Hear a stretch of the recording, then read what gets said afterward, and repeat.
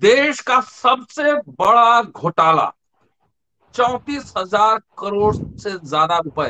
कितना अरब खरब होगा वो अभी कैलकुलेशन हम लोग करेंगे। कितना का घोटाला हुआ है अब तक? 34,000 करोड़ से ज्यादा रुपए का घोटाला हुआ। मेन स्ट्रीम से ये खबर गायब है, लेकिन इस पूरे प्रक्रिया पर वरिष्ठ पत्रकार संपादक जेपी सिंह साहब की नजर बनी हुई है। आज उनसे बात करेंगे और जानेंगे कि पहले 7-8 साल में पिछले बहुत ज्यादा घोटाला हुआ है। जनता की कमाई का, गाढ़ी कमाई का पैसा बैंक में जाता है, और जितने बड़े बड़े लोग हैं, हजारों हजार करोड़ रुपए गबन कर जाते हैं, गटक जाते हैं, लेकर भाग जाते हैं। क्या है पूरा मामला, ये जानेंगे जेपी सिंह साहब से। दोस्तों, रतन लाल बोल रहा हूं, काम की बात में आपका स्वागत है। और पेश है अम्बेडकर नामा। पूरा ध्यान से सुनिएगा, क्योंकि उस पैसे में आपका भी पैसा रहा होगा। स्वागत है सर अम्बेडकर नामा में। जी नमस्कार सर। नमस्कार सर। क्या है पूरा मामला? मेन स्ट्रीम में तो कहीं कुछ दिखा नहीं। जी। देखिए सर,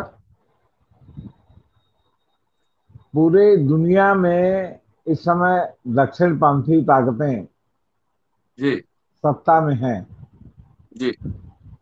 और बीच बीच में एक ठंडी हवा के झोंके की तरह आपको खबर आती है कि उस दक्षिणपंथी ताकतों के बीच में चुनाव में वामपंथी लोग जीत गए। जैसे जी। अभी आपके कोलंबिया में राष्ट्रपति और उपराष्ट्रपति वामपंथी लोग जीत गए। जी। कोलंबिया लैटिन अमेरिका का देश है और दक्षिणपंथी मूलतः माना जाता है, क्योंकि दक्षिण पंथ के जो कदाचार भ्रष्टाचार से आम जनता जो है वो त्रस्त है। क्योंकि इसमें आम जनता जो है ना, उसको एक बूंद की तरह अगर कोई लाभ मिला तो मिला, बाकी सारा बारिश का पानी व्यवस्था में लगे लोग जो है वो क्या कहते हैं पी जाते हैं। जी। आपने चारवाक दर्शन सुना होगा। मेरे हिसाब से आर्थिक उदारीकरण चारवाक दर्शन है। कर्जा लो, घी पियो, कर्जे अब पर कर्जा आधारित पड़े। पूरी अर्थव्यवस्था। जी। और कौन उसका पेमेंट करेगा, ईश्वर जाने, गॉड नोज। जी। जब से ये आपका आर्थिक उदारीकरण 1991 में शुरू हुआ भारत में, अब डॉक्टर मनमोहन सिंह ने इसको जो है वो लागू किया कि साथ देश की अर्थव्यवस्था बिल्कुल डूब रही है, तो इससे हो सकता है कि आपको कुछ चमकती हुई सड़कें दिखाई पड़े। हो सकता है कि उन सड़कों पर जो आपके आधुनिक टाइप के जो है वो स्ट्रीट लाइट नियॉन साइन जो है उसके ऊपर दिखाई पड़े। लेकिन गरीबी और अमीरी का फर्क बहुत ज्यादा बढ़ा है। गरीबी की रेखा से नीचे वालों की संख्या बहुत ज्यादा बढ़ी है। इन सब पर कोई चर्चा नहीं करता। आपको भी जी। लगता है कि हमारे शहर में बड़ी चौड़ी सड़कें हो गई हैं और बड़े अच्छे लट्टू वाले लाइट लग गए हैं, लेकिन आपके घर में उसका कितना प्रभाव पड़ा है, ये जिस दिन जो है लोग समझने लगेंगे, उस दिन जो है वो समझ लीजिए कि पूरा इनका जो आर्थिक उदारीकरण के जो आपका चमक का जो तिलिस्म है ना वो टूट जाएगा। क्योंकि सब कुछ कर्जे पर आधारित है। आप विश्व बैंक से कर्जा ले रहे हैं, आप जापान के बैंक से कर्जा ले रहे हैं, मतलब दुनिया में जितनी भी फाइनेंशियल इंस्टीट्यूशन है उनसे आप कर्जा ले रहे हैं। और आप अपने से छोटों को आप भी कर्जा दे रहे हैं। आप भूटान को कर्जा दे रहे हैं, आप बांग्लादेश को कर्जा दे रहे हैं, आप श्रीलंका को, जो कहते हैं ना कि हमने इतनी आर्थिक सहायता की, ये मुफ्त नहीं है, ये कर्जा है। ये आर्थिक सहायता उसको जो है एक मतलब चिकना चुपड़ा नाम दिया गया है, ये कर्जा है। आप कर्जे में लगातार डूब जा रहे हैं। ये कोई जो है वो क्या कहते हैं निरर्थक बात नहीं है कि जितना जो है कांग्रेस के समय में अगर 50 लाख डॉलर, 50 लाख अरब डॉलर अगर जो है आपने कर्जा लिया था, तो जो है ये इनके 8 साल में 108 जो है क्या कहते हैं अरब डॉलर आपने कर्जा ले लिया, क्या कहते हैं आपके मोदी जी के समय में। तभी आपको इतनी चमक दिखाई पड़ रही है और आपको राफेल विमान भी दिखाई पड़ रहा है। ये मैं सिर्फ बैकग्राउंडर के लिए बता रहा हूं, क्योंकि हमारे जी। आम जो मित्र हैं, दर्शक हैं, हमारे आम जो श्रोता हैं, उनको ये लगता है कि ये जो है बड़ी चकाचौंध है। वो ये नहीं समझते कि वो जो है, जैसे पुरानी कहावत है कि कुत्ते को एक बोटी फेंक दी जाती है, कुत्ता चार 10 तो कुत्ते उसी बोटी को लेके नाचते रहते हैं और पूरा का पूरा बकरा भाई लोग जो है वो उद्ध्वस्त कर जाते हैं। तो कहने का मतलब है कि आर्थिक उदारीकरण का मतलब है कि कर्जा लो घी पियो, चारवाक दर्शन है। अब जब से आर्थिक उदारीकरण हुआ तो शुरू में तो 7 8 साल 9 साल थोड़ा बेस बनने में टाइम लगा, और उसके बाद आप देखेंगे कि 2000 के बाद या 2000 से लगभग लगातार धुआंधार कर्जे शुरू हुए। और उसके बाद आप समझिए कि यूपीए की सरकार, और उसके बाद से लगातार लोग कर्जा लेके डिफाल्टर शुरू हो गए। भाई डिफाल्टर होने में भी तो 5 साल 10 साल लगता है। उसके बाद भागने लगे, विजय माल्या भाग गए, मेहुल चौकसी भाग गए, मतलब पूरी फहरिस्त है। अब ये जो आपका कर्जा है, ये आपके कई बैंकों ने, बैंक ऑफ इंडिया की अध्यक्षता में कंसार्टियम बना था। ये जो आर्थिक उदारीकरण का कर्जा है, ये कंसार्टियम का कर्जा होता है। इसमें एक बैंक नहीं इन्वॉल्व होता, इसमें बैंकों का एक समूह इन्वॉल्व होता है, जो सारे मिलके अपने अपने बैंकों से अपनी हैसियत के अनुसार उस कर्जे का जो है कि हिस्सेदारी देते हैं। और उसके बाद वो कर्जा भी उसी तरह वसूल होता है, कंसार्टियम में वहां जाता है। तो जब जो है जब पेमेंट की प्रॉब्लम आती है तो पहले तो नोटिस होती है, ये होता है, फिर धीरे धीरे अंत में आता है। फिर एक दिन जो है अधिकारी जाता है और रिपोर्ट दिखा देता है थाने में, सीबीआई में, आपके फाइनेंशियल इंस्टीट्यूशन में, साहब हमारा ये कर्जा जो है ये डूबा हुआ लग रहा है और ये गवर्न हो गया। अब लेटेस्ट मामला है यस बैंक के प्रवर्तक कपिल बधावन और धीरज बधावन का, जो इस समय यस बैंक के घोटाले में जेल में है। हम्म। आपको याद होगा कि यस बैंक एक प्राइवेट बैंक बड़ा धूम धड़ाके से खुला था, और उस जी। यस बैंक में अपने को ही ये लोग लोन देने लगे। बस इतना बड़ा लोन घोटाला हुआ कि अपने को ही देने लगे। आपको सन 76 के आसपास की बात बता रहे हैं सर। उस समय मैं पटना में बिहार पीसीएस का एग्जाम देने गया था, उसके बाद फिर पीसीएसजे का एग्जाम देने गया था। वहां पता चला कि एक, अब होटल का नाम तो नहीं याद आ रहा है, होटल के मालिक ने अर्बन कोऑपरेटिव बैंक खोला। अर्बन कोऑपरेटिव बैंक भी पहले खूब जबरदस्त चला था, लेकिन ज्यादातर बंद हो गया, क्योंकि उसमें भी इसी तरह का घपला घोटाला हो रहा था। लेकिन वो लोग माल्या या बधावन की तरह नहीं थे, उतने स्टेज पे नहीं पहुंचे थे, लेकिन फिर भी एक उदाहरण ये जो है काफी मौजूद है। वो जो बैंक के प्रवर्तक साहब थे, होटल के मालिक, नाला रोड पर होटल है संभवतः, जी। सब्जी मंडी के अगल बगल में, उन्होंने गांधी मैदान आधा कर्जे पर जो वो गिरवी रख करके कर्जा लिया। उन्होंने पटना रेलवे स्टेशन का प्लेटफॉर्म नंबर 1 कर जो है गिरवी रख करके उन्होंने अर्बन कोऑपरेटिव बैंक से कर्जा लिया था, और बाद में बात खुल गई, वो जेल भी गए। लेकिन अब चूंकि मैं ओरिजिनल तो रहने वाला हूँ बक्सर का, लेकिन इलाहाबाद में ही शिक्षा दीक्षा हुई, यहीं पढ़ा लिखा, यहीं रहता हूँ, यहीं नौकरी भी अखबारों में लग गई, एक के बाद एक के बाद एक, तो कहीं जाने की नौबत नहीं आई। इसलिए मैं अभी बता नहीं सकता कि उसका अंतिम जो है परिणति उसकी क्या हुई। मतलब आप सोचिए, जो बंटी और बबली फिल्म में दिखाया था कि ताजमहल बेच दिया, तो रेलवे स्टेशन किसी के पिताजी का है? पटना का गांधी मैदान, आधा गांधी मैदान गिरवी रख दिया। तो इस तरह ये जो है होता ये है कि जब वो गिरवी रखते हैं तो मान लिया उन्हीं का बैंक था, तो उन्हीं को रिपोर्ट लगानी थी, उन्हीं को ये लगाना था। और जब नीचे से ऊपर सब जाता है मामला, जो बैंक की लिंकिंग है आरबीआई तक से, तो उसमें जो है वो ये देखने वाला तो कोई होता नहीं कि गांधी मैदान, यार पटना का गांधी मैदान तो रतन लाल जी जानते हैं, जेपी सिंह जानते हैं, और जो लोग भी बिहार को जानते हैं वो जानते होंगे, या जो बिहार के रहने वाले हैं वो जानते होंगे।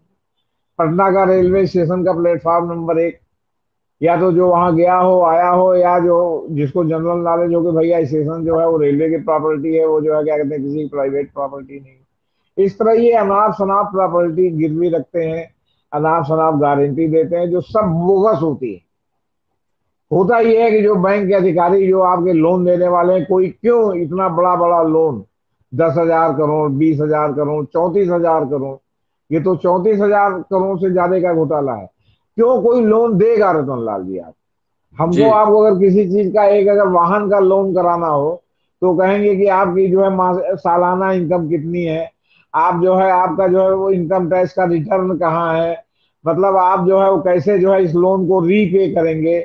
और आपका जैसे एक या दो किस्त अगर आपकी जो है डिफॉल्टर हुई, तो बाउंसर भेज के गाड़ी खिंचवा लेते हैं। इसमें जब कोर्ट ने अंकुश लगाया तो जो है वो आपका आरसी जारी हो जाती है बैंक से, और आप जो है वो लगते हैं मतलब झड़ाने फुकाने। और ये इतना बड़ा बड़ा 34,000 करोड़, 22,000 करोड़, 10,000 करोड़, 15,000 करोड़, मतलब 1,000 करोड़। 1,000 करोड़ का मतलब हुआ अरब खरब।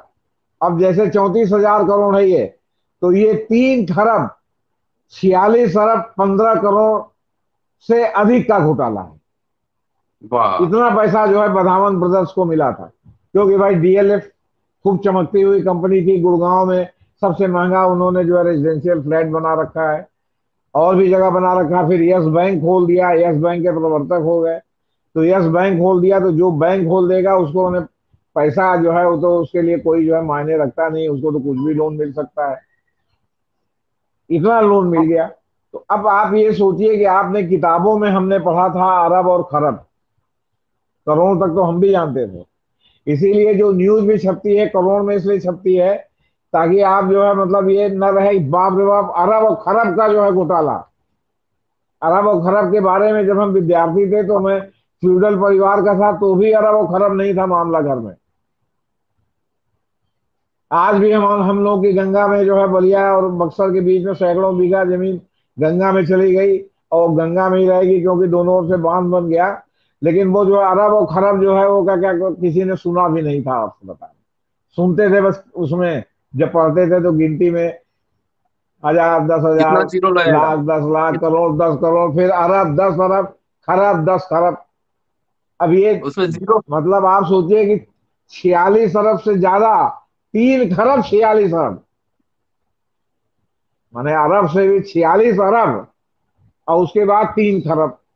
तो 3 खरब 46 अरब 15 करोड़ रुपए का जो है मतलब ये घोटाला है। और ये जा रहा है 4 अरब, 4 खरब से ज्यादा का घोटाला जा रहा है ये, अगर सब चीजों को माइन्यूटली कैलकुलेट किया जाए। जी। अब इसमें आपने नए सिरे से सीबीआई ने छापा कल 12 जगह डाला, बहुत डीपली डाला।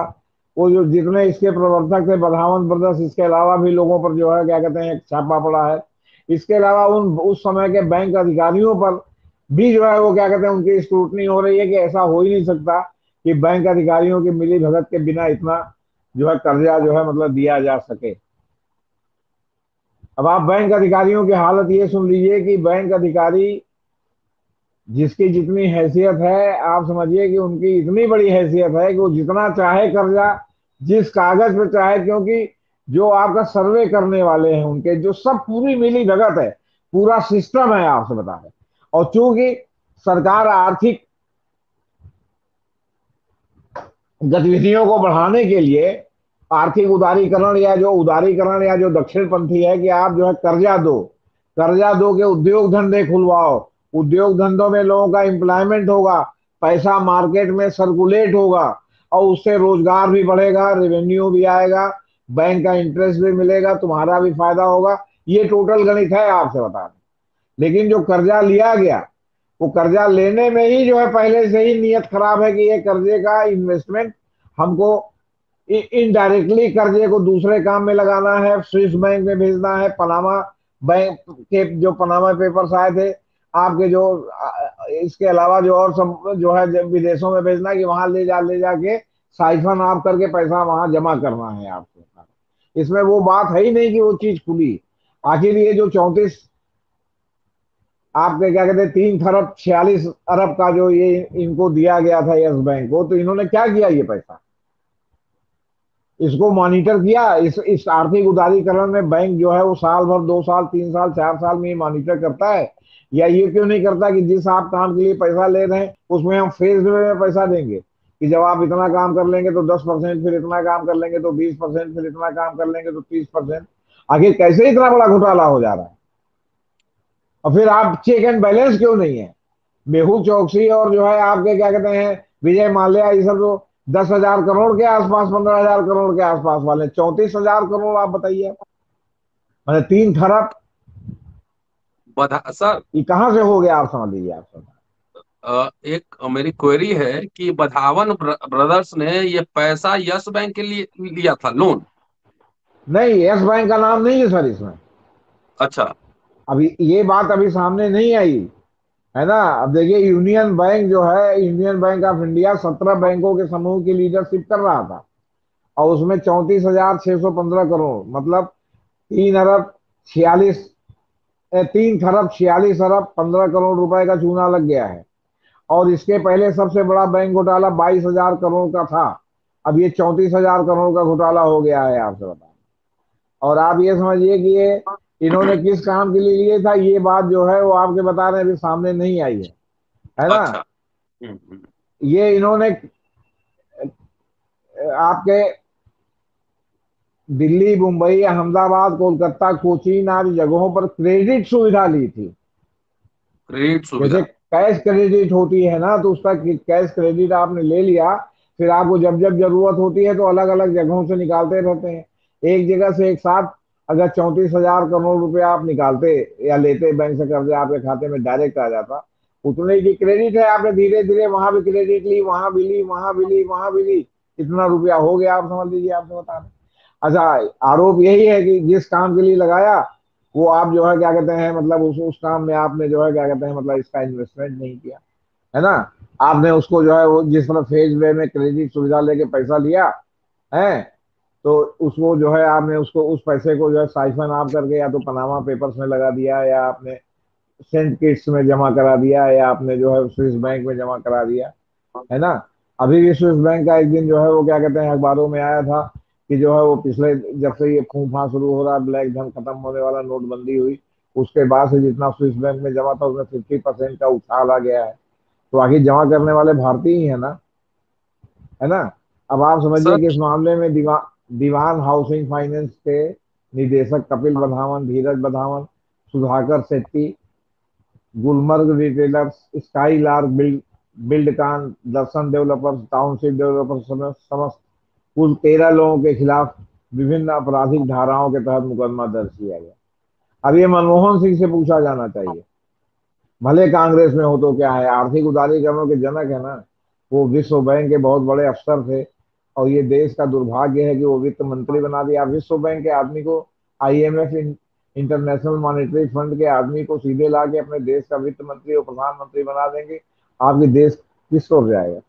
हाँ, आप सड़कों के चकाचौंध से प्रभावित रहिए, उसके ऊपर जो खूब बढ़िया बढ़िया जो है वो स्पेशलाइज लाइट लग रही है, बाहर से मंगा के लगाई जा रही है, उसके उससे चौक हो रही है, और कहिए कि हमारा देश बड़ा तरक्की कर गया। आप पूरी दुनिया भर से कारों को जो है भारत में जो है बनवाइए और कर्जे पर लोगों को दीजिए, लेकिन साथ में आप ये भी देखिए कि उसमें तेल भरवाने की उनकी क्षमता है कि नहीं। साथ में आप ये भी देखिए कि जो गाड़ियां खिंचवा के लागे जो है वो डंप कर दी जा रही है, कितनी गाड़ियां खिंचवा के लाके डंप कर दी जा रही, कितने लोग उस कर्जे को जो है भर पा रहे हैं। क्यों? क्योंकि एक अगर सूत कहीं से निकला तो पूरा महल जो रेत का है कर्जे वाला, वो भर भरा के ढह जाता है। आप खुद अगर आपके कैचमेंट एरिया में ऐसे लोग हों जो बड़े नियो उद्योगपति अपने को कहते हैं, जो कर्जा लेकर के जो है आपका क्या कहते हैं अपना उद्योग खड़ा करते हैं, तो बड़ा अच्छा लगता है, तुरंत गाड़ी खरीद लेते हैं, फ्लैट खरीद लेते हैं, तुरंत उनके लड़के दून स्कूल में पढ़ने लगते हैं। और उसके बाद जैसे जैसे आपकी अगर जो है वो कहीं ना कहीं सरकार की नीतियों के कारण या ये नीतियों के कारण, या आप सबसे बड़ा आप दिल्ली में बिल्डर्स को देखिए ना, मोदी सरकार ने जो बिल्डर्स के लिए तमाम नियम बना दिए कि पहले एक प्रोजेक्ट का जो है आप काम पूरा करिए तो दूसरे प्रोजेक्ट में बैंक में लोन मिलेगा।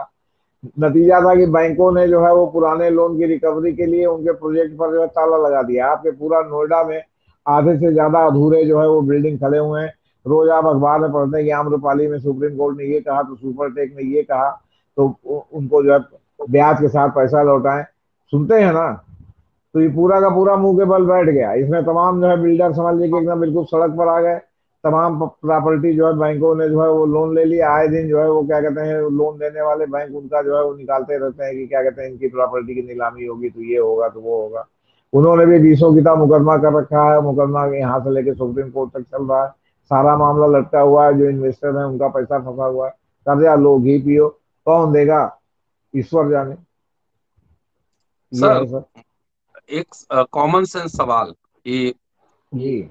इतने डिफरेंट सिटीज से, शहरों से विभिन्न बैंकों से पैसा निकालते हैं, तो पैसा उसके लिए कोई, उस पैसा के अगेंस्ट कोई प्रॉपर्टी वगैरह नहीं रखते हैं, ऐसे ही दे देते हैं अरबों खरबों रुपए। अब ये तो उनसे पूछा जाना चाहिए ना। हम कह तो रहे हैं कि आप जब लेने जाते हैं स्कूटर या आप लेने जाते हैं कार, तो गारंटर चाहिए होता है।